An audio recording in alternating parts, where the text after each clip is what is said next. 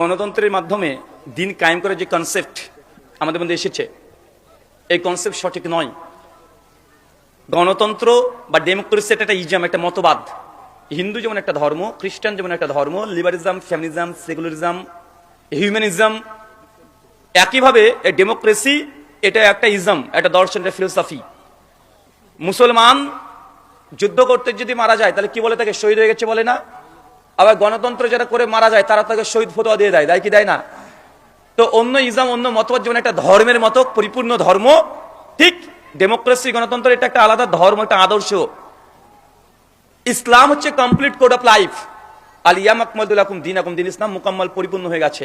সূরা মাইদা 3 নম্বর আয়াত।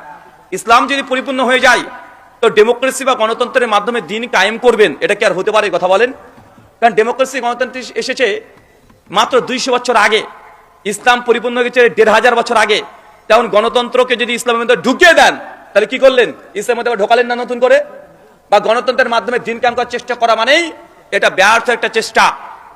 হ্যাঁ, ভোট দেওয়া যাবে কি যাবে না এটা আলাদা, কিন্তু কেউ যদি মনে করে যে গণতন্ত্রের মাধ্যমে দিন কায়েম করবো, এটা সুন্নাহ পদ্ধতি না, বরং এটা বিদআত পদ্ধতি। এই পদ্ধতিকে বেরিয়ে আসতে হবে। আল্লাহ বলছেন ইন্না দীনা ইনদাল্লাহিল ইসলাম, আল্লাহর কাছে একমাত্র জীবন ব্যবস্থা সেটা ইসলাম।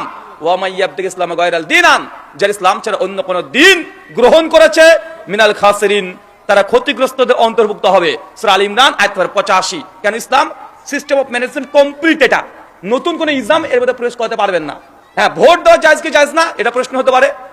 শোনেন, ভোট দেওয়া কখনো জায়েজ হতে পারে, কখনো হারাম হতে পারে, কখনো আবার দিতেই হবে এরকম পরিস্থিতিও আসতে পারে।